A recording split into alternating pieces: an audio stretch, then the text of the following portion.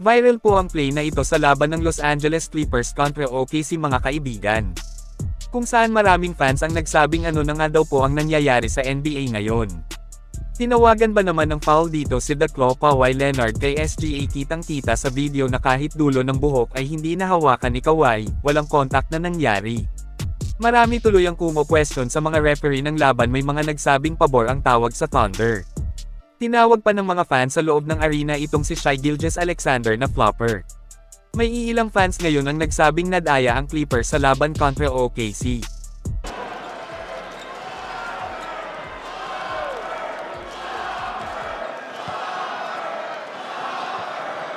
Ngunit itong coach ng LA Clippers mga kaibigan ay sinabi sa interview na kumbaga si SGA nga daw talaga ang naging problema nila. Punto dito, mahirap daw depensahan si Shai kaya nga daw siya nangunguna ngayon sa MVP race kasi mahusay. Pero yun nga, may iilang fans ang naniniwala at nakita nila ngayon sa Oklahoma superstar na puro flop ang ginagawa kaya nakakakuha ng foul. Para sa akin ang masasabi ko, mautak si SGA, marumi siya maglaro sa mga hindi nakapansin, sipatin nyo ng mabuti ang galawan niya. Kapag umaatake siya palaging may baon na tulak at siko sa tumatao sa kanya. Yun nga lang, gaya ng sinabi natin kanina, mautak siya kaya gaano man ito karumi maglaro ay hindi siya nahahalata ng marami. Well, ang isa sa nagpanalo ng OKC sa laban versus Clippers mga kaibigan ay itong si Alex Caruso. Tingnan nyo ng mabuti ang ginawa niyang depensa kay The Claw. Grabe, ni lockdown lang naman ni Caruso ang isa sa pinakamahirap depensahan na player sa liga. Hindi basta-basta ang kanyang depensa kasi nga si Kawhi Leonard yan, pero baliwala kay Alex Caruso.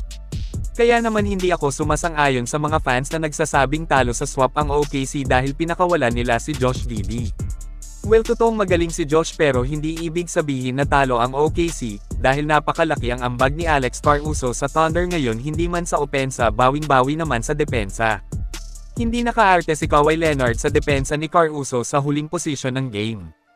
Kayo mga kaibigan, ano ang masasabi nyo sa naging laban ng Clippers kontra OKC?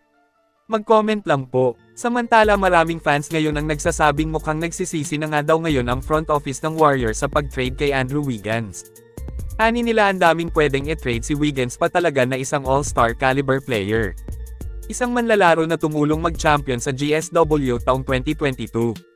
Na pati nga si Buddy Hield ay sinabi na kumbaga hindi deserve ni Wiggins bitawan kasi marami na siyang nagawa sa kupunan. Ani pa ni Hield, inakala niya na siya ang papakawalan, hindi si Wiggins. Grabe ang ginagawa ni Wig ngayon sa Heat. Sa laban kontra Hornets ay nagtala siya ng 42.6 of 8 shooting sa threes. Grabe, ito yung Andrew Wiggins na kinakatakutan noon. Ito, panoorin natin ang ginawa niya sa bakbakan kontra Charlotte Hornets mga kaibigan, lupit niya.